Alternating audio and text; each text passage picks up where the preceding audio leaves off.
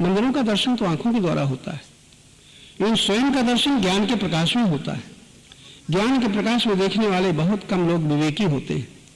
अपने को देख लेना ये दर्शन है, मंदिर जाना ये दर्शन नहीं, ये ग्रहण है। कहीं रूप को पकड़ लेते हैं, कहीं शब्द को पकड़ लेते हैं, कहीं कुछ पकड़ लेते हैं, अनुकूल को पकड़ लेते हैं, जो प्रतिकूल है उससे द्वेष करते हैं। तो जहाँ राग द्वेष है, राग द्वेष के रहते भक्ति मुक्ति शांति नहीं मिलती। राग द्वेष के रहते संसार से संबंध बना ही रहता है। इसीलिए भगवान का वाक्य है, राग द्वेष युक्त विषयान इंद्रिय शरण। इंद्रियों के द्वारा देखो सुनो खाओ पियो, लेकिन राग में प्रेम नहीं होने पावे और प्रतिकूल से द्वेष नहीं होने पावे। इतनी दूर पीछे हट जाओ कि हम अखंड अनंत आनंद स्वरूप शक्ति स्वरूप प्रेम स्वरूप परमात्मा के हैं। ये बोध जब दृढ़ हो जाता है तब विनाशी से संबंध नहीं रह जाता। विनाशी से संबंध न रहने पर ही बंधनों का पराधीनता का अंत होता है। विनाशी से संबंध रहते बंधन न छूटेंगे, दुख न छूटेगा। यहाँ तक कि भगवान के दर्शन हो गए हैं अपने भिन्न, तो भगवान कभी मिलेंगे और कभी न मिलेंगे, कहीं मिलेंगे और कहीं न मिलेंगे। ये भी दर्शन नहीं है। दर्शन शब्द तो बड़ा गहरा है। मम दर्शन फल, संत का अनुभव है। दर्शन संत किसे मानते हैं? मम दर्शन, भगवान कहते हैं, राम से कहा गया है ये। मम दर्शन फल परम अनुपा, उसकी उपमा नहीं दी जा सकती, उससे आगे कुछ है ही नहीं। वो क्या है? जीव पाव निज सहज स्वरूपा। सहज जो है ही है, कहीं से आना जाना नहीं है। उस स्वरूप को जो प्राप्त होता है, ये दर्शन का फल है। कैसी बढ़िया बात है, कैसी तात्विक बात है। मम दर्शन फल परम अनुपा जीव पाव निज सहज। सहज जो है ही है, आना जाना भी नहीं है, उस स्वरूप को जो प्राप्त होता है, ये दर्शन का फल है। दर्शन का फल बताया है, दर्शन नहीं। जीव पाव निज सहज स्वरूपा मम दर्शन फल परम अनुपा। ऐसी स्थिति में जब हम पहुंचे, इसके लिए बुद्धियोग की जरूरत है। अभी तो संयोग की भोगी है, उससे पार ही नहीं जा पाते। संयोग अपने संबंध का होता है, योग तो है ही है। संयोग होगा वो प्रकृति के पथों का होगा, योग तो परमात्मा का निरंतर है, उसकी अनुभूति नहीं होती। इसी में अटके हुए हैं, इसी को पकड़े हुए हैं। दुख की कृपा जब होगी तो हम योग चाहेंगे। अभी तो हमें संयोग ही प्रिय है, संयोग ही चाहते हैं। जन्म से लेकर के बुढ़ापे तक संयोग प्रिय है। जो संयोग हुआ है, प्रार्थना पूजा हमारी इसलिए कि बना रहे, और जो नहीं मिला है मिल जाए। और अकल की बात तो देखो, जो मिला है निश्चित छूटता है और चाहते हैं और मिल जाए। ये मिला है छूट जाएगा, और मिलेगा तो रह जाएगा। जहां तक पाना है और जहां तक छूटना है, ये दर्शन नहीं है, ये तो ग्रहण है। पकड़ लिया है हमने, पकड़े हुए को हम चाहते हैं ये बना रहे। आप लोग सोच के देखो, आप क्या चाहते हो? जो है वो बना रहे, परिवार बना रहे, ये शरीर बना रहे। और हमको शरीर से मिला दिया है, परिवार से मिला दिया है, तो हम जैसे वैसे बने रहे। इसमें परिवर्तन में ये ज्ञान है, ये दर्शन नहीं है। पकड़ में हम फंसे हुए हैं, मान्यता में फंसे हुए हैं। इसीलिए दुख ऐसी कृपा है कि हम चाहते हैं सुखी रहे, और जहां सुख चाहते हैं उसी के पीछे हम दुखी होते हैं। धन से धन पा करके सुखी रहे, धनी के पीछे हमें दुख भोगना पड़ता है। परिवार के संयोग से हम सुखी रहे, उसी संयोग के पीछे हमें दुखी होना पड़ता है। ये दुख हमें बताता है कि हम असत्संगी हैं। असत्संग बिना दुख नहीं, और सत्संग में कहीं दुख नहीं है। सत्संग में दुख है ही नहीं, और सत्संग में दुख का अंत नहीं है। सुख की प्रतीति होती है, प्राप्ति नहीं होती। सुख की प्रतीति उसे कहते हैं जो जैसे कि सर्दी गर्मी हवा पानी प्रतीत होती है, प्राप्त नहीं होती। सुख हम लोगों को बचपन से भोगते बीत गया, प्राप्त नहीं हुआ, प्रतीति हुई। इस शब्द को ज्यादा पकड़ लेना। हम लोग प्रतीति के मोही हैं। जो मालूम पड़ता है और मालूम पड़ने वाले में जो अच्छा लगता है, हम चाहते ये बना रहे। ये प्रतीति है, ये प्रतीति का भोग है, प्राप्ति नहीं है। प्राप्त तो है जो कभी अलग नहीं होता, प्राप्त वो है जो कभी छूटता ही नहीं। मिला सो मिला, सदा मिला ही रहेगा, उसको प्राप्त कहते हैं। अप्राप्त की प्राप्ति का जब प्रश्न है तब भी अज्ञान में भटकना होता है। परमात्मा निरंतर प्राप्त है, आनंद निरंतर प्राप्त है, शांति निरंतर प्राप्त है। निरंतर प्राप्ति का अनुभव संतों के संग से बुद्धि जब ठीक होती है तब समझ में आता है। तो ये बात बड़ी याद रखने की है कि इतना जीवन हमारा बीता है कहाँ, जो प्राप्त नहीं है, अप्राप्त को हम प्राप्त मानते हैं। उसी में हमने सदा रहने वाले प्रेम में हमने रख लिया है, सदा रहने वाले ज्ञान में हमने रख लिया है, और उसी की रक्षा में हम शक्ति को लगाए हुए हैं। यह है विपरीत जीवन, यह है असत्संग। असत्संग, सत्संगी को तो कुछ करना होता ही नहीं, उसको चिंता भय का कोई स्थान ही नहीं, वहां आने जाने का कोई प्रश्न ही नहीं। सत्य अखंड है, सत्य नित्य है, निरंतर है। बुद्धि जिसकी ऐसे सत्य में स्थिर हो जाती है वो द्वंद्व के मोह से छूट जाता है, फिर दो नहीं रहते। अखंड सत्य, अनंत सत्य, अखंड आनंद। ऐसी स्थिति जब आ जाए, कब? जब बुद्धि शुद्ध हो। बुद्धि शुद्ध कब होगी? जब विनाशी को अपना न मानेंगे। सबसे बड़ा रोग है, जो नहीं रहेगा वो अपना मालूम होता है, जो मिला है वो अपना मालूम होता है, और जो है उसका पता नहीं है। है का सत्य की बड़ी सरल परिभाषा संत ने बताई थी, एक संत ने बताई थी। सत्य की सरल परिभाषा, है का नाम सत्य है, नहीं का नाम माया है। इस बात समझ में आती है? जो नहीं, जिसको जहां नहीं कहना पड़ता है, माया। और है का कभी अभाव नहीं, वही सत्य जो निरंतर रहेगा, निरंतर है और निरंतर सदा से है, इसका नाम सत्य है। ऐसी शुद्ध बुद्धि के द्वारा जब है को जान लेते हैं तो मानो हम सत्संगी हैं। अहंकार सत्संगी है कब? जब है को जान ले। वो नहीं को पकड़े हुए मेरा मेरा कह रहा है, उसी में मोह में, लोभ में, अभिमान में ये दोष हैं जो उसको दुख देते हैं। ऐसे दुखों के भोग से जब दुख की कृपा होगी, दुख की कृपा या दुख का अनुभव हम करेंगे। हम तो सुख चाहते हैं, दुख से बचना चाहते हैं। सुख चाहने वाला दुख से बच नहीं सकता। संस्कार, हमारी मान्यताएं, हमारी स्वीकृतियां, हमारी धारणाएं संग के अनुसार ये बचपन से बनती चली आ रही है। और यहाँ तक कि फिर जब संत महात्माओं से संग मिला, यहाँ पर भी हमारी कुछ धारणाएं बदली, लेकिन धारणाएं हैं। विचार बदले, लेकिन विचार हैं। मान्यताएं बदली, लेकिन मान्यताएं हैं। कुछ ऊपर की ओर हम चले, लेकिन भी मार्ग में हैं। ये निर्णय करना है, और ये भी भगवत कृपा से दी हुई बुद्धि द्वारा निर्णय हो जाता है। लेकिन जब हम अटक जाते हैं अहंकार की सीमा में, लगता है हम ठीक सोचते हैं, हम ठीक करते हैं, हम ठीक मानते हैं, ये सब अहंकार है। अहंकार गूढ़ात्मा करता हम के, तो हम जो मान लेते हैं अहंकार के द्वारा, इससे बहुत सावधान रहना चाहिए। तो हमारे गुरुजन कहते हैं कि भाई तुम्हारी बुद्धि कहाँ तक है, या तो कह दो इससे अधिक ज्ञान कुछ है ही नहीं। जितना हम जान गए हैं इससे आगे कुछ जानना है ही नहीं। जैसे हमारे उपनिषद के ऋषि कहते हैं कि तुम शुद्ध चेतन आत्मा को जान लो, इसके बाद कुछ जानना बाकी नहीं रहता। अखंड अनंत का भेद हो गया। और जब तक वहां नहीं पहुंचते हो तब तक उस ज्ञान का गर्व मत करो। अहंकार भोगी है उस ज्ञान का, तो जानता नहीं जानता। बड़े बड़े ऋषियों ने अंत में, आपने विजय शुक्रात का नाम सुना होगा। इतना ज्ञानी कहता है अब मुझे पता चला मैं कुछ जानता ही नहीं। यही ज्ञान है, बड़े सुंदर शब्द है, यही ज्ञान है। ज्ञान में ये पता चला कि मैं कुछ जानता नहीं। यहाँ से बस शुरुआत होती है। और जब तक जानने का गर्व है, जानने का, तब अहंकार भोगी है जानने का। हम वेद जानते हैं, शास्त्र जानते हैं, गीता कंठस्थ है, रामायण कंठस्थ है। तो जितनी क्रियाओं का भोगी होता है, क्रियाओं का कर्ता होता है, उसका नाम अहंकार है। अहं और आकार, मैं जानता हूँ, बस ये आकार बन गया।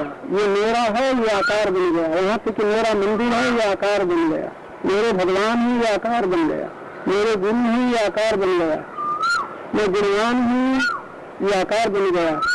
मैं पापी हूँ, ये भी आकार बन गया। मैं पुण्यवान हूँ, ये भी आकार बन गया। जहाँ कुछ ही के साथ मिला, ये के साथ संबंध का जुड़ना ही अहंकार है। ये पहले ये अलग है, और जब हमने उसको मिला लिया अपने में, तो ये आकार हमारा अहंकार बन गया। बस अहंकार विमूढ़ात्मा करता हम के परम गुरु भगवान कह रहे हैं, जब तक हम कर्ता बनेंगे, जब तक हम इन्हीं से मिल जाएंगे, तब तक ये संग दोष है। ये संग दोष ही बंधन है। संग से अतीत होना ही मुक्ति। एक वाक्य में समझना, मुक्ति किसे कहते? मेरा कह दिया बंधन, और मेरा कुछ न रह गया मुक्ति। असंगता में ही मुक्ति है। मुक्ति कोई देता थोड़े। ये तो न समझने के लिए तीर्थ यात्रा में ढकेला गया है। घर से निकलो, बाहर जाओ, कुछ संतों महात्माओं का दर्शन मिला, कुछ देखो, प्रकृति का पता चला, तो बद्रीनारायण जाओ, मुक्ति मिल जाएगी। अगर रहने वालों को मुक्ति नहीं है, तुम जा करके मुक्ति एक दिन में चाहते हो। ये तो उनके लिए है, अज्ञानियों के लिए। तो अज्ञानियों के लिए साधन कुछ और है, विचारवानों के लिए साधन कुछ और है, और फिर विचारवान के बाद विवेकियों के लिए साधन कुछ और है। विचारवान होना और फिर विवेकी होना और विवेक का व्यवहार में आदर करना, कितनी कोटियां। अभी तो हम ये भी नहीं देख पाते। हमारे पास दूसरों के समझाने के लिए ज्ञान बहुत है, और अपने लिए पता ही नहीं लगता। कब में जब क्रोध आता है, जब ईर्ष्या होती है, जब द्वेष होता है, अहंकार अकड़ जाता है, पता नहीं चलता ये क्या हो रहा। इसलिए बड़ी सजगता की। ध्यान का मतलब ये नहीं कि आंख बंद करके बैठ गए और बार बार कोशिश करते हैं भगवान कृष्ण के ध्यान कर रहे हैं, भगवान राम का ध्यान कर रहे हैं, गुरु महाराज का ध्यान कर रहे हैं। आरंभ में ये सब बातें बहुत आवश्यक है। प्रपंचियों के, परिवार के संबंधियों के ध्यान को हटाने के लिए ये भगवत संबंधी ध्यान, गुरु का ध्यान, भगवान का ध्यान बहुत जरूरी है। लेकिन है वो अपनी कल्पना, वो कल्पना है, तुम्हारे मन की मान्यता है कि ईसाई कुछ ध्यान करेगा, मुसलमान कुछ ध्यान करेगा, जैन कुछ ध्यान करेगा, बुद्ध कुछ ध्यान करेगा। अब बताओ, सत्य एक है कि अनेक? जब सत्य एक है, लेकिन यहाँ देखो सत्य अलग अलग है, और सब यही कोशिश करता है हमारे मत को माने, हमारे भगवान को माने, हमारे धर्म को माने। तो धर्म एक है, ये सत्य है, लेकिन जहाँ धर्म अनेक है वो अहंकार के द्वारा माने हुए। सत्य एक है, लेकिन जहाँ सत्य के रूप नाम अनेक है, तहाँ अहंकार के माने हुए।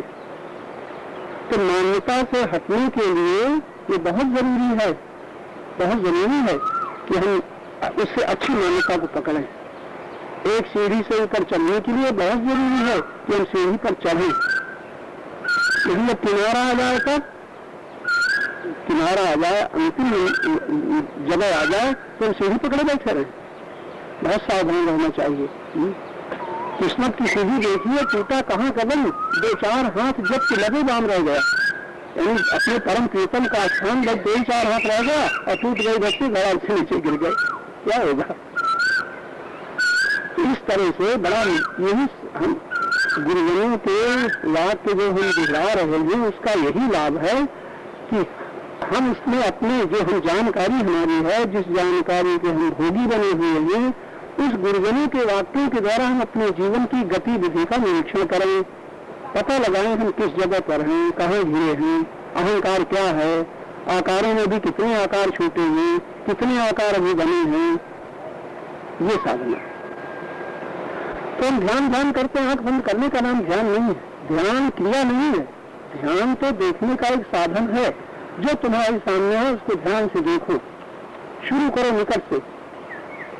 ये चर्चा की जा चुकी है कल ही कि अब आप ध्यान से देखना, चाहे जब देखना, जब कभी आप बैठे होते हैं, इस समय करिए। इस समय तो आपका मन, आपकी बुद्धि सुनने में लगी हुई है, बड़े ध्यान से। अब ध्यान कर नहीं रहे हो, ध्यान से सुन रहे हो। ये ध्यान क्रिया नहीं है, क्रिया कोई नहीं हो रही है। सुनना कानों से हो रहा है, बुद्धि विचार कर रही है, और ध्यान लगा हुआ है कि इस ज्ञान में हम दर्शन करें, ये ध्यान हो गया। तो ध्यान का मतलब निर्विचार चेतना ध्यान है। एक शब्द याद रखना, जब चेतना में कोई विचार न उठे, अब ध्यान सध गया। ये क्या ध्यान का मतलब? कोई मूर्ति आ गई, तब तो हमारी वृत्ति भी आकार बन गई, रूपाकार बन गई। तो जब यही विचार कोई न रह जाए, अब ये ध्यान सध गया, अब केवल चेतना रह गई। इस चेतना शब्द का जो प्रयोग किया जाता है, बड़ा निष्पक्ष शब्द है चेतना, क्योंकि चेतना से हम कभी रहित नहीं हो सकते। ये बोलना चेतना ही के द्वारा हो रहा है, सुनना चेतना के द्वारा हो रहा है, चलना उठना बैठना चेतना के द्वारा हो रहा है। तो चेतना से को हम कभी इनकार नहीं कर सकते। चेतना के बिना कुछ हो ही नहीं सकता। यानी विकार और विचार, प्रेम और पाप कर चेतना नहीं करती, करता तो अहंकार है। लेकिन चेतना के बिना न पुण्य हो सकता है, न पाप हो सकता है, न क्षमा हो सकती है, न क्रोध हो सकता है, न दान हो सकता है और न चोरी हो सकती है, न छीना झपटी हो सकती है और न प्यार हो सकता है। जितनी क्रियाएं हो सकती हैं होती हैं चेतना के द्वारा होती हैं। कर्ता कौन है? अहंकार। अहंकार उस चेतना को भूला हुआ है। ये हमारी अभी अभी की बात है सबकी, जो जिसके द्वारा सब कुछ हो रहा है वो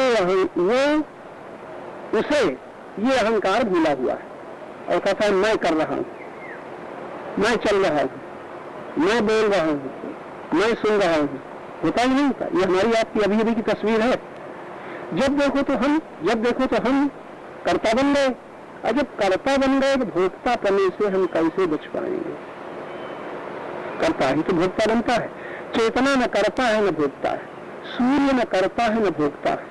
सारी पृथ्वी में धरती में हलचल मच गई, प्रकाश आते ही मनुष्य नहीं, पशु पक्षी कीट पतंग सब अपने अपने काम में जुट गए। अब क्या क्या कितना हो रहा है कोई शुमार लगा सकता है? जो ये चेतना में हो रहा है, सूर्य के प्रकाश में हो रहा है, तो सूर्य ताप का भोगी बनेगा कि तेल का भोगी बनेगा? सूर्य कुछ प्रकाश, उसका होना ही बस है वो। उस है में फिर हम है, उस है को भूल गए, हम है, हम देख रहे हैं, अभी भूल गए किसमें देख रहे हैं, हम चल रहे हैं, अभी भूल गए किसमें चल रहे हैं। ये भूले ही नहीं। प्रातः से उठ करके अभी तक जितनी आपकी पैरों के द्वारा, हाथों के द्वारा, आंखों के द्वारा क्रियाएं हुई, जितने लोग बैठे हो सारा सोच के देखना, जितनी क्रियाएं नींद खुलने के बाद अभी तक हमने तुमने हुई, कभी याद आया कि ये सारी क्रियाएं हम सूर्य के प्रकाश में कर रहे हैं? अब याद आया? अब बताओ, ये छोटी सी बात है। यानी जिसके बिना हम कुछ आंखों से देख न सकते थे, जिसके बिना चल न सकते थे, प्रकाश में चले, प्रकाश में काम किया, ये भूला हुआ है कर्ता, मैं चल रहा हूँ, मैं देख रहा हूँ, मैं ये कर रहा हूँ, ये कर रहा हूँ। अब ये स्थूल बात है, मोटी बात है। आंखें जिसके द्वारा देखती हैं, आंख भूली हुई है कि मैं किसके द्वारा देख रही हूँ। यह अहंकार भूला हुआ है, आंखों के द्वारा जिस प्रकाश में अहंकार देख रहा है उसको भूला हुआ है। और फिर आगे की बात, अहंकार जिस प्रकाश में अपने आगे देख रहा है उसको भूला हुआ है। फिर वही अहंकार जिस चेतना के द्वारा सुन रहा है, जिस चेतना के द्वारा बोल रहा है, जिस चेतना के द्वारा सारी क्रियाएं हो रही हैं, उस चेतना को भूला हुआ है।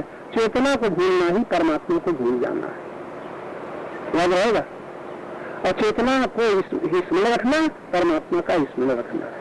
अब चेतना स्मरण से प्राप्त हुई कहीं जाने से, जब चेतन परमात्मा है, परमात्मा जड़ों की चेतन है, सब जानते हैं, सब कहते हैं। राम सच्चिदानंद दिनेशा, रामायण पढ़ते पढ़ते बुझाए गए और खोज कर रहे हैं मंदिरों में, तीर्थों में, और रामायण लिखा राम सत्य है, चेतन है, आनंद है, और प्रकाश की भांति है। नहीं कहा मोह निशाल अवदेशा, वहां मोह का लेश मात्र भी नहीं है।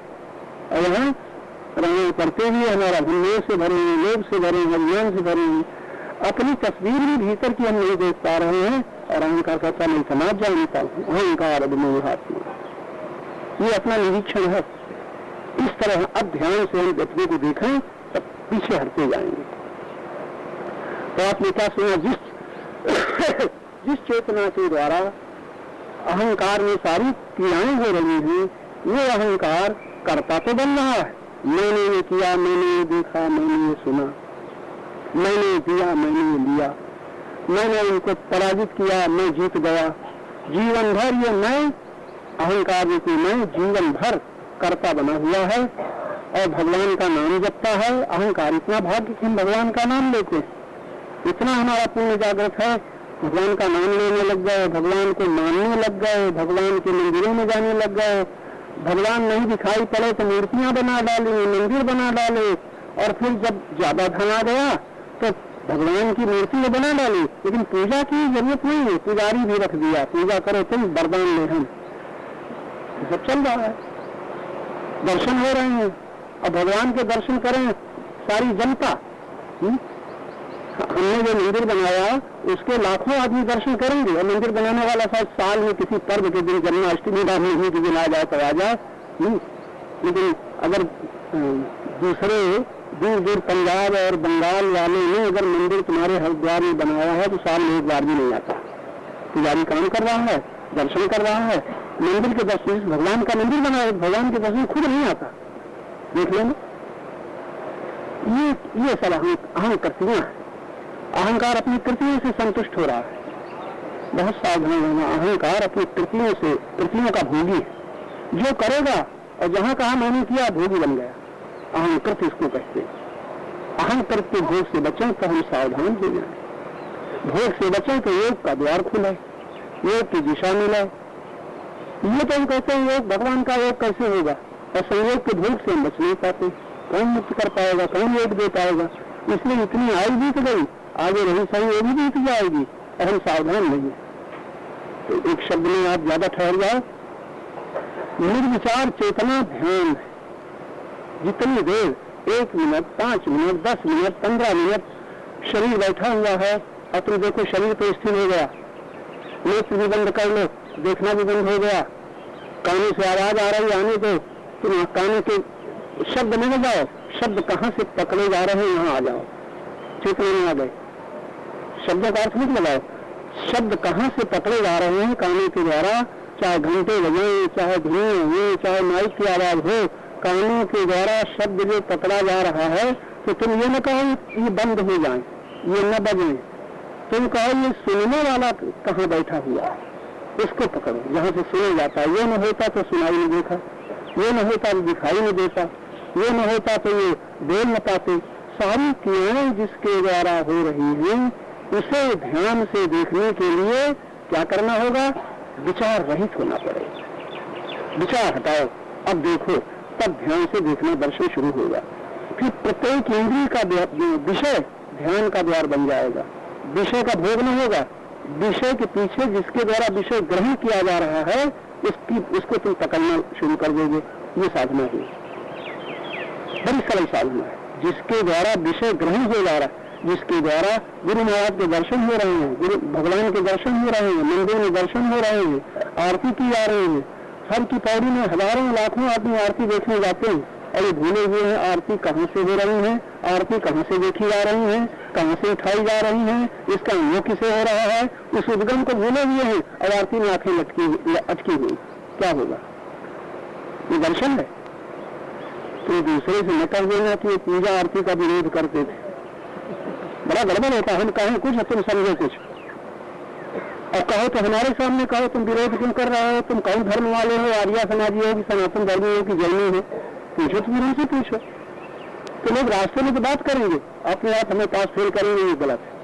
अरे भाई हम बैठे हम बोल रहे हैं, या तो समझो या समझाओ, कोई बात समझ में आए तो हमें समझा के जाओ, तो हमें ज्ञान में देखना हो जाएगा। इस तरह की कृतियों में, अपनी स्वीकृतियों में, अपनी मान्यताओं में हम अटके हुए, हमारी विद्या एक तरफ, हमारा अध्ययन एक तरफ, हमारी पूजा पाठ एक तरफ, हमारा सत्संग एक तरफ, हमारा मत संप्रदाय एक तरफ, सब एक तरफ, और हमारा बंधन अटकना जो भीतर है इसका पता नहीं चल रहा है। चल सकता है, अभी चल सकता है, कभी नहीं अभी।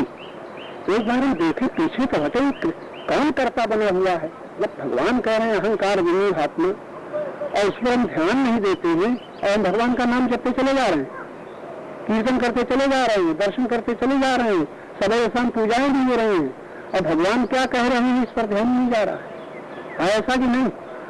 अगर ऐसा है तो ये भगवान का मानना हुआ कि अनादर हुआ? रोज रोज अनादर हो रहा है। जो भगवान ने कहा है उसका हम रोज अपराध, और भगवान के ज्ञान का अनादर करना नित्य का अपराध है। रोज का अपराध। क्या अपराध है? जो भगवान ने कहा है उसको हम भूल जाते हैं। अपराध हो गया कि नहीं? बड़ी पत्नी भक्त है पति की, और पति कहें उसको ध्यान ही में रखे, पति कहें उसको न माने, और लड़े कि हम जो कहते हैं तुमने ये क्यों नहीं किया। ये कोई भक्ति है? प्रेम है? ये एक पत्नी भी अगर प्रेम से भरी हुई पत्नी होती है, बड़ा सावधान रहती है, आगे का विरोध न हो जाए, जो कहा है उसका पालन हो, हमारा जीवन सार्थक हो जाएगा, हमारी शक्ति समय का सदुपयोग हो जाएगा। जिसको हम अपना माना है, जिसको हमने तन मन दिया है, और उसी का विरोध करें, ये प्रेम होगा? ये सेवा होगी? अपराध होगा, पाप होगा, कोटापना होगा, विचार होगा। तो एक सभ्य पत्नी, एक विदुषी पत्नी, विचारवती पत्नी पति को इतना मानती है कि उसके विरोध में नहीं जाती, और हम भगवान को मानने वाले रोज विरोध में जाते हैं।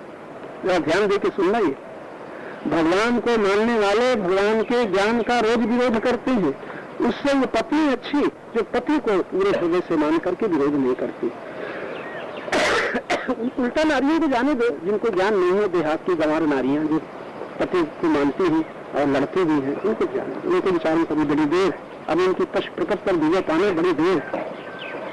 आप लोग इतने सभ्य और शिक्षित हो कि तुम परम प्रीतम परम प्रभु भगवान को हम लोग मानते हैं और भगवान जो कहते हैं उसका विरोध करते हैं। भगवान कहते हैं निर्मनो निरहंकार सम दुख सुखाक्षणी। ये किसी वस्तु तो है, प्रारब्ध से मिली है, रहने दो, छोड़ो नहीं, लेकिन ममता मत करो, मेरा मत मानो वस्तु को। अब इतने लोग बैठे हो, भगवान कहते हैं मेरा मत मानो। भगवान नहीं कहते पति पत्नी पुत्र धन धूम भवन छोड़ दो, कुछ न छोड़ो, बस सावधान रहना, प्रीत में इनको मत रख लेना। प्रीत में रख लोगे तो मेरा कहना पड़ेगा, उसकी याद आएगी, उसके पीछे तुम्हें जीवन बिताना पड़ेगा। तो तुम अपनी प्रीत को इनसे बचा लो, अपने ज्ञान में से इनको बचा लो। ये भगवान कहते हैं निर्ममो निरहंकारा। जब मेरा कुछ न रह जाएगा तो आकार भी न रह जाएगा। ऐसा सुंदर शब्द व्यास ने रखा है। पहले निर्मम शब्द कहा है, फिर निरहंकार कहा है, और फिर सुख दुख में समरण में कहा है। निर्ममो निरहंकारा सम दुख सुखाक्षणी संतुष्टा। अब वो संतुष्ट है, और संतुष्ट इसके बाद सततम योगी, वो मुझसे कभी वियोग नहीं होता, कभी भिन्न नहीं होता, निरंतर योगी है। क्योंकि मैं निरंतर हूँ, अब मुझसे मिला हुआ निरंतर योगी। अंतर पड़ जाए तो भोगी, अंतर पड़ जाए तो संयोगी, अंतर न पड़े तो योगी। अंतर किससे नहीं पड़ता? जो नित्य निरंतर है, नित्य निरंतर है, उसी का नाम सत्य है, उसी का नाम चेतन है, उसी का नाम आत्मा है, उसी का नाम परमात्मा है। कोई भी नाम रख लो, जो नित्य है, निरंतर है। अंतर पड़ गया तो वो सत्य नहीं है। अगर कहीं दर्शन करने जाना पड़ा तो तुम्हारा बनाया हुआ भगवान है, वो सत्य भगवान नहीं है। कहीं जाना पड़ा तब दर्शन हुए, कहीं से आना पड़ा तब दर्शन हुए, और आया चला गया तब दर्शन हुए। ये माया का भगवान है, ये माया रहित, ये तेरा शुद्ध भगवान नहीं है। क्या माया का भगवान माया से लिपटा हुआ है। तो माया में पड़े हुए जीवों के लिए माया से जुटा हुआ भगवान ज्यादा पसंद आता है। माया में लिपटे हुए, लेकिन आंखें उसी से ढकी हुई। लेकिन जो गुरु ज्ञान में जागृत है वो सावधान है, वो सत्य की शोध करते हैं, सत्य की खोज करते हैं, सत्य को अपने से दूर नहीं पाते हैं, सत्य में नित्य योगस्थ होते हैं। तो व्यवस्था कुरु कर्माणि संगम त्यक्त्वा धनंजय। अर्जुन को भगवान सावधान करते हैं, बस संग को छोड़ करके मैं नहीं, ये मतलब नहीं है, जरा सावधान रहना। संग को छोड़ने के माने ये नहीं है कि संग पत्नी का है, पति का है, माता पिता का है, और घर का है, भूमि का है, भवन का है, इसको इस संग को छोड़ो, ये भगवान नहीं कह रहे। क्योंकि संग बाहर से नहीं होता, संग भीतर से होता है। मेरा माना कि संग हो गया, मेरा नहीं। इस भवन में बैठे हुए हो, इसका संग नहीं हो रहा है, मेरा भवन। और जिस भवन को छोड़ के आए हो, हरिद्वार में आकर के यही याद आ रहा है, मेरा घर अमुक गाँव में है और इतनी बस्ती की आबादी के बीच में है, ये संग हुआ। तो यहाँ संग चल रहा है कि छूट गया है? जी आप लोग जहाँ से आए हो, संग चल रहा है कि छूट गया है? हाँ जी, हाँ तुम्हारा छूट रहा है सबका। तो ये बड़ी अच्छी युक्ति है ना, कुछ बाहर से कोई छोड़ना भी नहीं है, कहीं भागना भी नहीं है, भीतर से मेरा नहीं मानना, मेरा नहीं, तब आकार समाप्त हो जाएगा। वरना आकार समाप्त नहीं होगा, चाहे पूजा करो, चाहे पाठ करो, चाहे कीर्तन करो, चाहे जप करो। जहाँ मेरा हुआ तहाँ आकार बन गया, और जहाँ आकार बन गया तहाँ सत्य ढक गया। आकार से निराकार क्या होता है? ढक जाता है। आकार आ गया ऊपर, और निराकार तो निरंतर मौजूद है। पहले भी निराकार, अब भी निराकार, लेकिन तुम किसे देखते हो? आकार को, निराकार को नहीं। और अंत में जब न रहेगा तब भी निराकार, और तुम्हारी दृष्टि आकार को याद करके रो रही है। तुम रो रहे हो, हाय चला गया, हाय छूट गया, मेरा बेटा, मेरा पति, मेरी पत्नी, मेरा पुत्र, मेरी भूमि, मेरा धन। ये भगवान की भक्ति है, ये सच्चिदानंद परमात्मा की भक्ति है। जहाँ मेरा याद आ रहा है, मेरा छूट गया और मेरा मिल गया तो बड़े खुश हो गए, ये भगवान की भक्ति है। क्योंकि किसने प्रसन्न कर दिया? नित्य प्राप्त भगवान के योग से हम प्रसन्न नहीं हो रहे हैं, और जो मिला है छूट जाएगा उसको पा करके बड़े हर्षित हो रहे हैं। तब भगवान कहते हैं बहुत सावधान है ना, हर्ष और शोक दोनों लेने पाए, सम रहना, छोड़ना कुछ नहीं, समस्थित रहना। समस्थित वही रहेगा जो निरंतर रहने वाले समतत्व को जान, समतत्व में जिसकी बुद्धि स्थिर है। इसको कहते समत्व योग। समत्व योग एक गीत में आया है, सदा शांति रहती है समता के पीछे। और शांति को खोजना चाहते हैं हम पहाड़ों में, मंदिरों में, तीर्थों में। सदा शांति रहती है किससे? समता के पीछे। लेकिन बड़ा गड़बड़ है, समता न आती विषमता के पीछे। और तीसरा स्तर, विषमता रहा करती ममता के पीछे। ममता बढ़ाना महामूर्खता है। तुम सत्संग में सुन रहे हो, ममता बढ़ने की तैयारी है कि छोड़ने की? क्या नीयत है आपकी? अगर आपके पास 50,000 रुपया मिल जाएगा तो मेरा रहेगा कि भगवान का? तो ममता बढ़ी की घटी? और अभी 3 पुत्र हैं, 1 पुत्र और हो गया तो मेरा रहेगा कि भगवान का? ऊपर ऊपर भगवान का, भीतर भीतर मेरा। ममता बढ़ी की घटी? और तुम लोग हंसे विवाह हो जाएगा, पति मिल जाएंगे। अभी तो माता से ममता, पिता से ममता, पति मिल जाएंगे तो ममता बढ़ेगी घटेगी? बोले ना। अब कोई नहीं कहे ममता बढ़ेगी घटेगी? अब पति मेरे हो गए, आप बहुत गनीमत है। अगर पुत्र हुआ तो ममता घटी की बढ़ी? और 2 हुए, 3 हुए और पुत्र बड़ा हुआ, बहू आई तो ममता घटी की बढ़ी? गीता पढ़ने वाले तुम ममता बढ़ा रहे हो कि घटा रहे हो? सत्संग सुनने वाले, व्याख्यान सुनने वाले क्या कर रहे हो? ममता घट रही है कि बढ़ रही है? भीतर झाँको। भगवान कहते निर्मलो, ममता रहित हो जाओ, आकार छूट जाएंगे, तब दुख सुख में समता आ जाएगी, बुद्धि तुम्हारी खाली हो जाएगी। भगवान सब दुख का सुखाक्षणी संतुष्टा, फिर जो है उसी में तुम संतुष्ट रहोगे, प्राप्त में संतुष्ट रहोगे। तत्सततम होगी, तुम्हारा परमात्मा से कभी वियोग न होगा, निरंतर योग का अनुभव होगा। संतुष्टा सततम योगी यथात्म धन निश्चया मयि अर्पित बने बुद्धि। अब अपना कुछ मालूम होगा, सब परमात्मा का है। ये मत भक्ता समय प्रिया, भगवान से ऐसा भक्त मुझे प्यारा है, ऐसा भक्त मुझे प्यारा है। कोई किसी को प्रेम करना चाहे, ये शर्त रख दे कि देखो भाई ऐसा प्रेमी हमें प्यारा है, तो चाहने वाला क्या करेगा? ये शर्तें पूरी करेगा कि नहीं? पति कहे भाई ऐसी पत्नी हमें प्यारी है, ऐसी पत्नी, तो तुम पति की शर्तें पत्नी पूरी करेगी कि नहीं? गुरु कहे ऐसा शिष्य मुझे प्यारा है, तो तुम शर्तें पूरी करोगी नहीं? और तुमसे कहते गुरु ऐसा मिला है जो कहता है 10,000 रुपया दे जाओ, तो कहाँ से शर्त पूरी करें? ये तर्क हमसे कर सकते हो कि तुम मालूम बता तुम ये ठगना चाहते हो, गुरु बन करके फिर हमसे मांगना शुरू करोगे और हम तुम्हारी शर्तें पूर्ति करें तो तुम उन्हें पसंद करोगे, नहीं तो हम तुम्हारे शिष्य न बन पाएंगे। गुरु की ये शर्तें नहीं होती, भगवान की शर्तें। अच्छा, भगवान को तुम क्या दोगे? तुम्हारे पास है ही क्या है कुछ? भले दावा करो हम समर्पण, क्या अर्पण करोगे? तुम्हारा कुछ है ही जो अर्पण करोगे?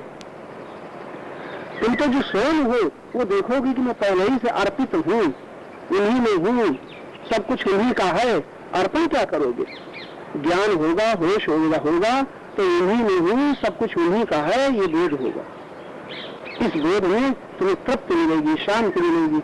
ये सत्संग का लाभ है कि तुम्हें पता चल जाए कि तुम्हें क्या करना है।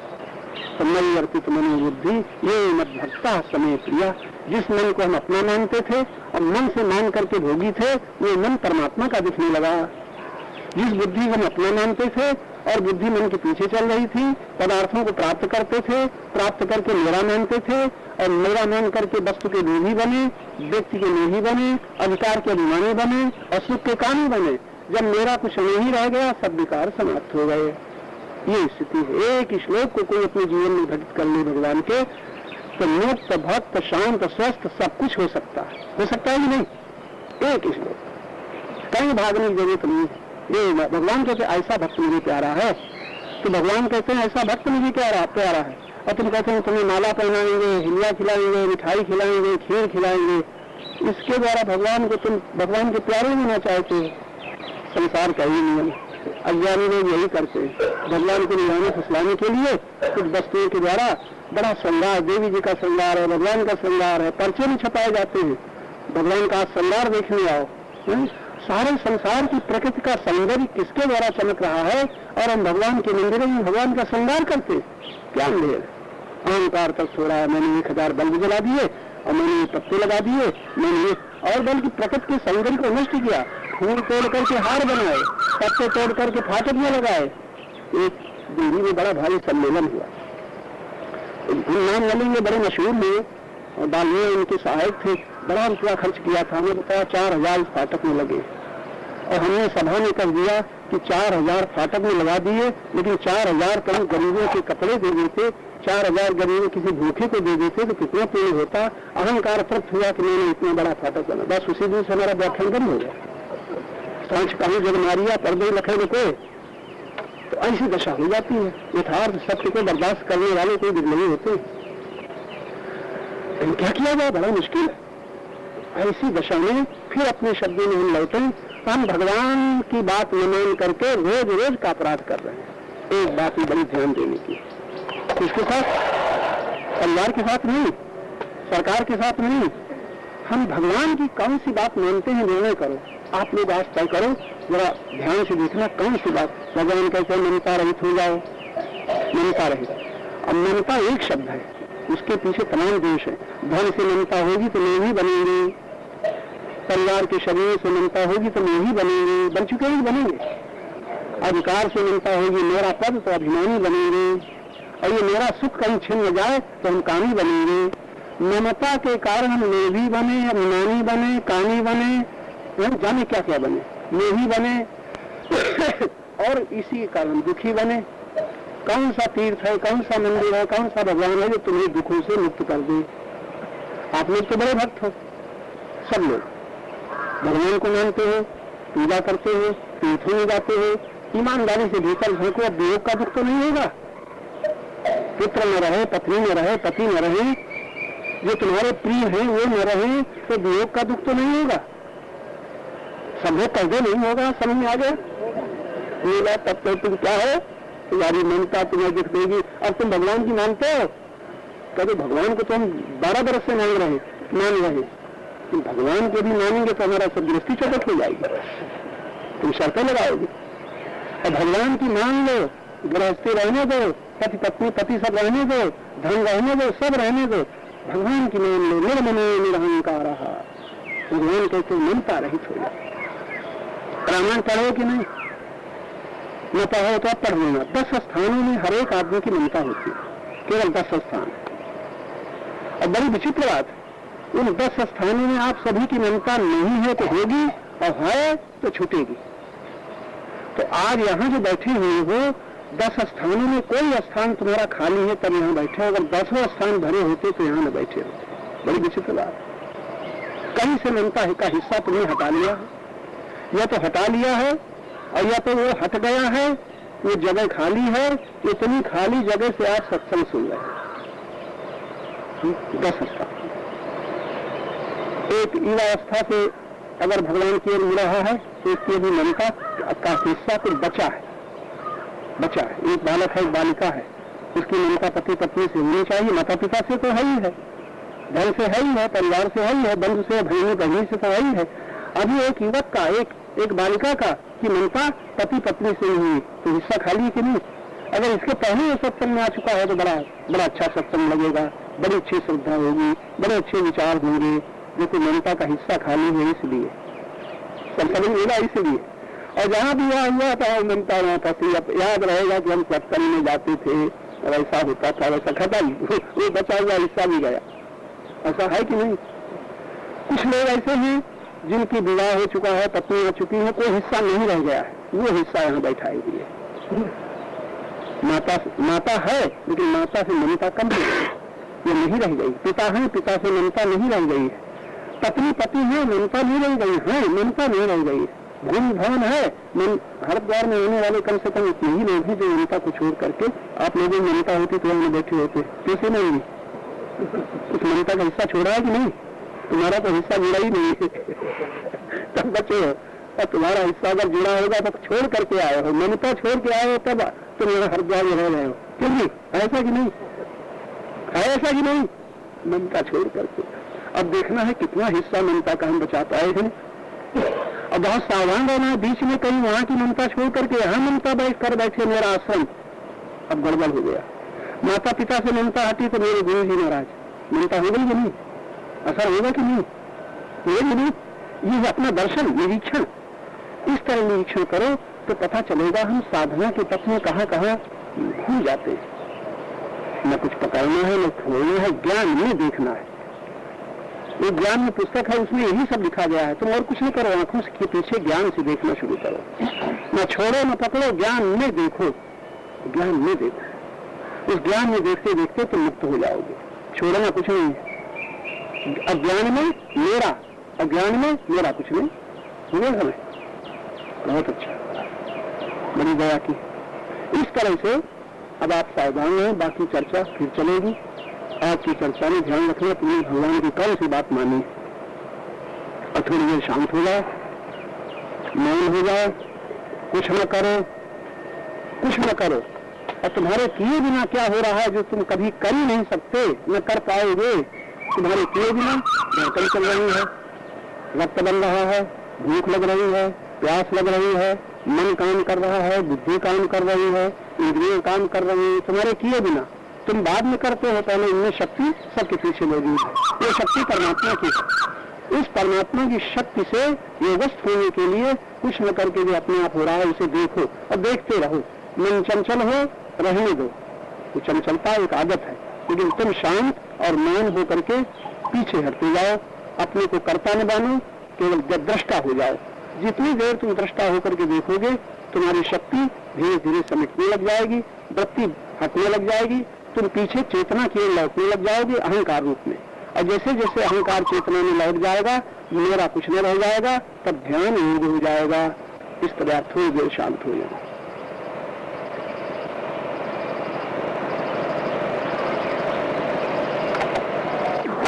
चेतन होकर के, हम चेतन ही हैं, हमें ध्यान किसी का नहीं करना है, हम चेतन हैं।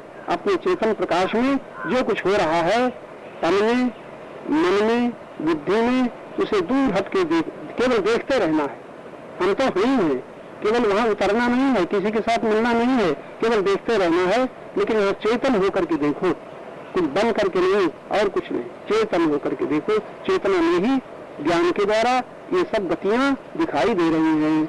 बस तुम शांत हो, स्वस्थ हो, स्थिर हो, परमात्मा में हो, सारी गतियां प्रकट में हो रही हैं। बस ये अंतिम शब्द है, प्रकट में गतियां हो रही हैं और तुम चेतन तत्व नित्य शांत स्वस्थ स्थिर। बार बार बुद्धि में इसी को ठहराओ, थोड़े दिन में अभ्यास हो जाएगा।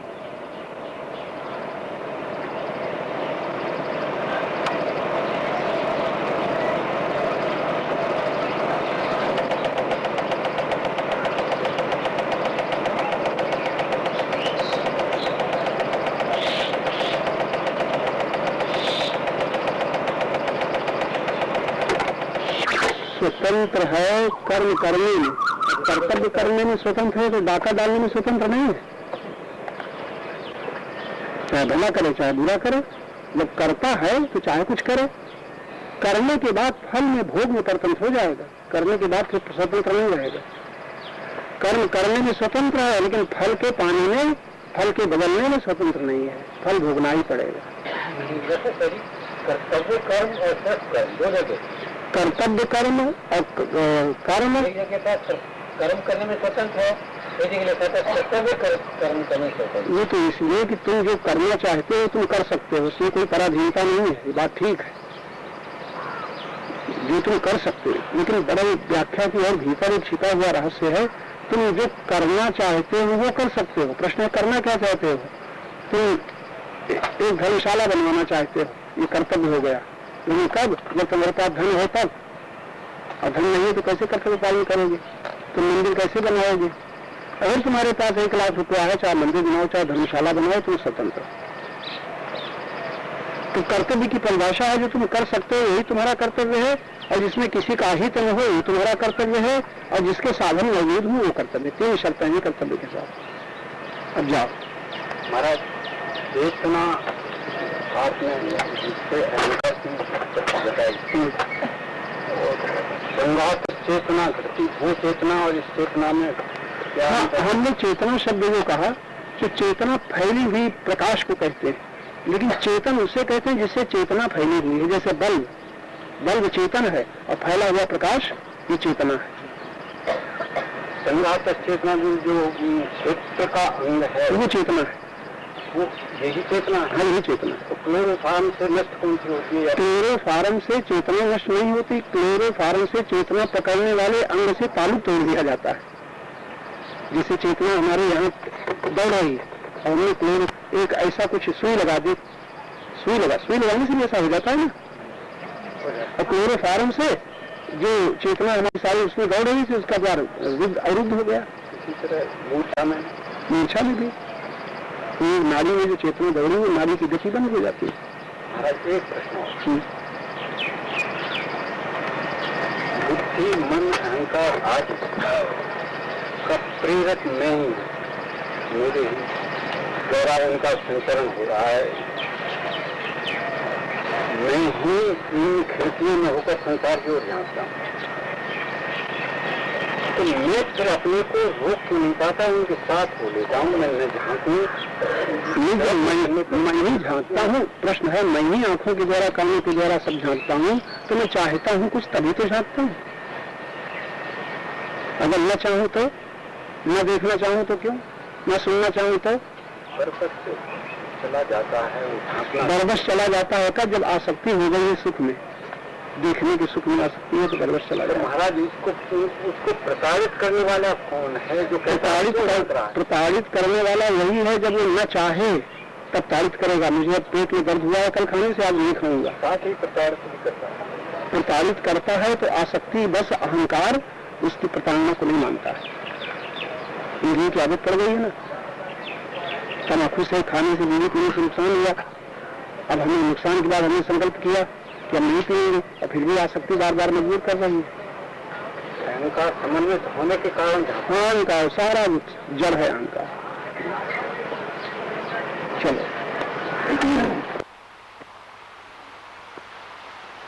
हम क्या कर रहे हैं, आप लोग जो भी सुनते हो, बुद्धि साथ दे जाए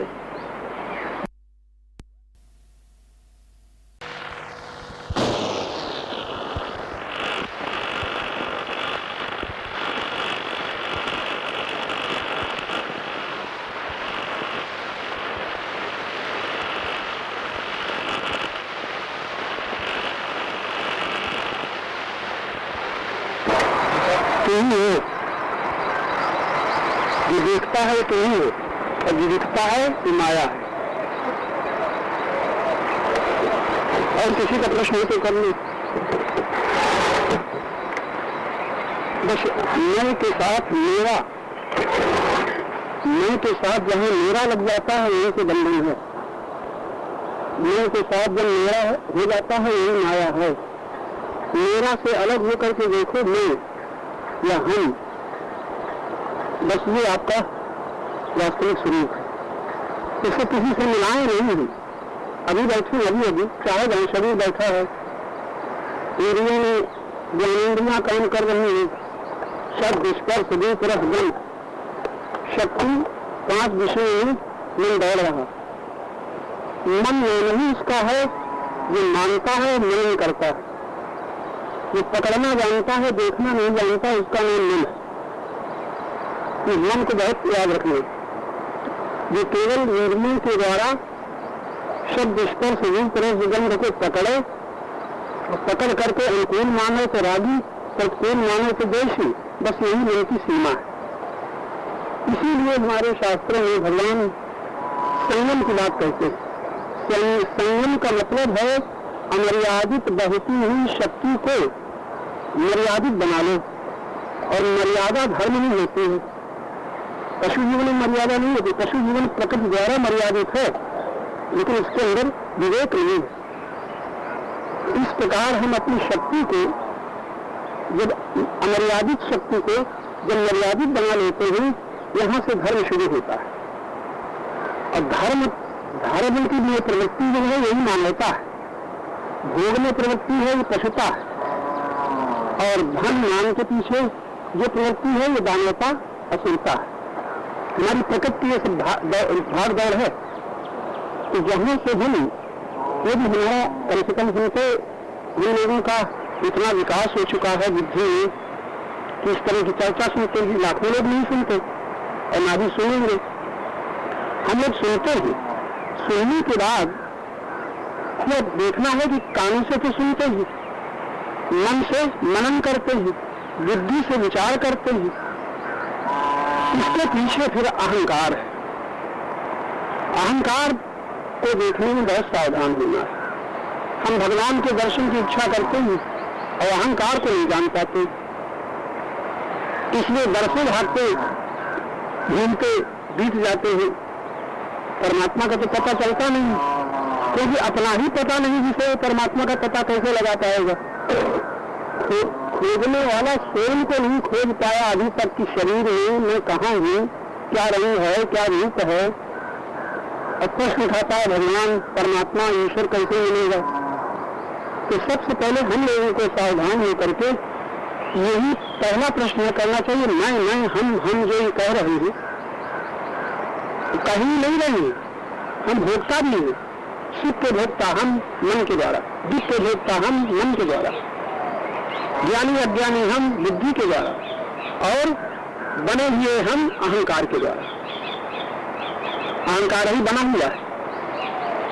आकार को स्वीकार कर लेना अहंकार है, आकार को हटा करके केवल वह जाना ये अहम है।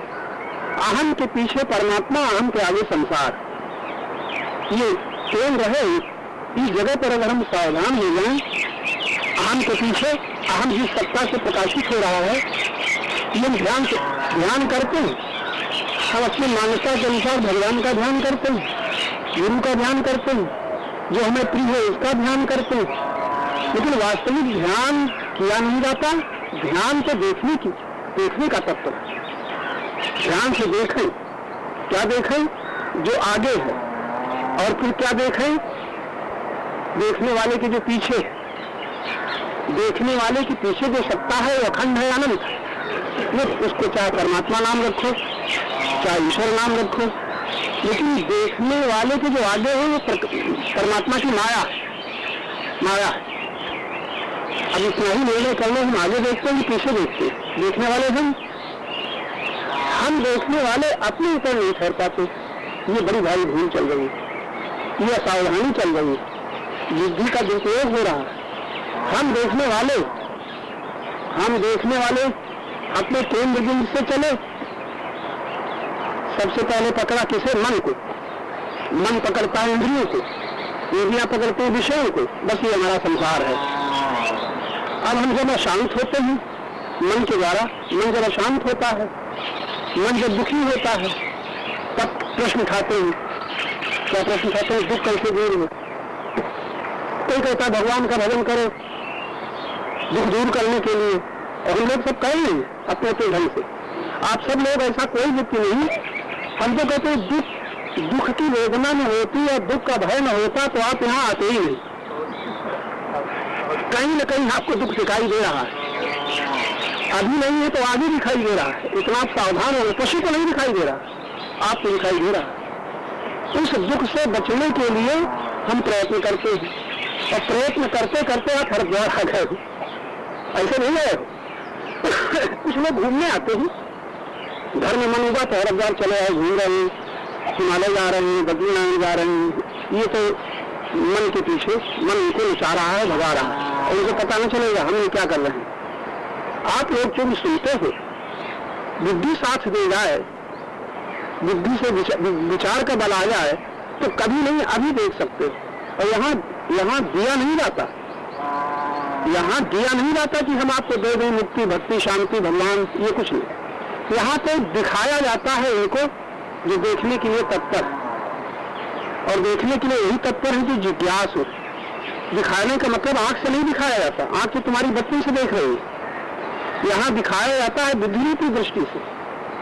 आंख से तो पशु बहुत ज्यादा देख लेता है, मानव क्या देखेगा, मनुष्य क्या देखेगा, इतना पशु देखता है। तो यहाँ दिखाया जाता है किनको, जिनके आंख है। कौन सी आंख? ये आंख नहीं, पश्चिम ज्ञान चक्षुषा। भगवान का कितना सुंदर वाक्य है। जिनकी ज्ञान चक्षु खुले हुए, रामायण में भी इशारा है, उधर विमल विलोचन हुए के,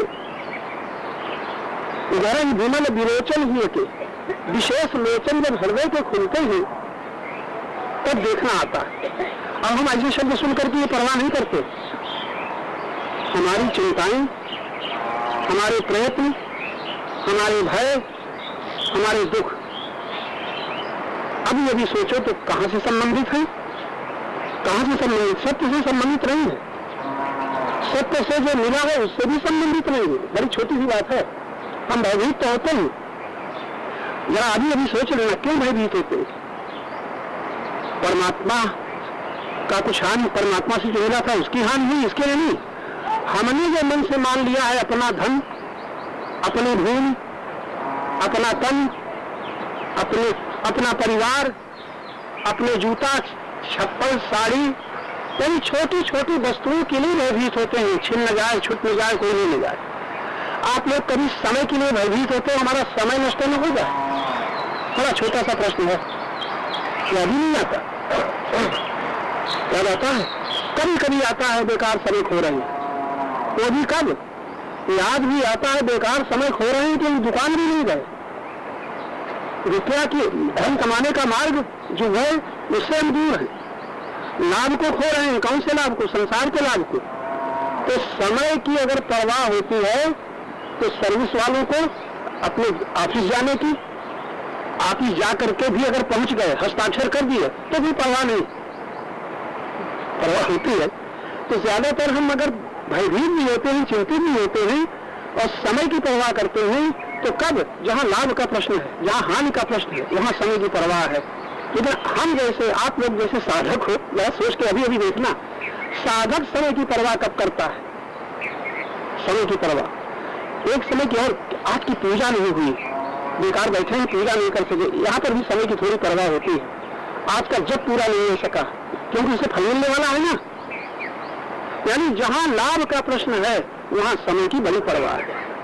परमात्मा नहीं मिल रहा है, परमात्मा समय के द्वारा व्यर्थ समय नष्ट करने पर हम ज्ञान से वंचित हैं, ये दुख नहीं है। व्यर्थ समय शक्ति नष्ट करने पर हम पीने से वंचित हैं, ये प्रश्न नहीं। ये प्रश्न हम लोगों का नहीं, हम लोग देखे नहीं। यानी समय कितना व्यर्थ वार्ता में, व्यर्थ चिंतन में, क्रोध में, ईर्ष्या में, द्वेष में, कलह में, परनिंदा में समय शक्ति दोनों नष्ट होते हैं कि नहीं? अधिकतर जिसके याद नहीं रहता। आप लोग तो इतने सभ्य, इतना सावधान हो कि ज्यादातर ऐसे प्रपंच में नहीं पढ़ते। परनिंदा में तो नहीं पढ़ते, लेकिन पर चर्चा में कभी कभी पढ़ जाते हैं अच्छे अच्छे साधन। पर चर्चा में ध्यान नहीं रहता ये कौन सी चर्चा हो रही है, कि किसकी चर्चा हो रही है। हम तो यहाँ तक हिम्मत करेंगे कहने की, अगर आपको बुरा न लगे, जब आप कथा सुनने में रस लेते हो, भागवत सप्ताह सुन में 7 दिन बड़े कर विनाशिनी के विनाशी में, एक प्रश्न है, विनाशिनी के विनाशी में छोड़ना कुछ नहीं है। थोड़ा आंख खोले, आंख बंद करके देख लो, जिसकी याद आ रही है विनाशी के विनाशी, क्या ख्याल है आपका? धन, भूमि, परिवार, पत्नी, पुत्र, गांव, नगर, गुरु, चेला, जो याद आते हैं विनाशी के विनाशी। अच्छा, जब विनाशी याद आता है तो विनाशी की जो याद आ रही है, तो याद करने वाला कौन है? विनाशी के विनाशी, अविनाशी। तो याद करने वाले की याद आई।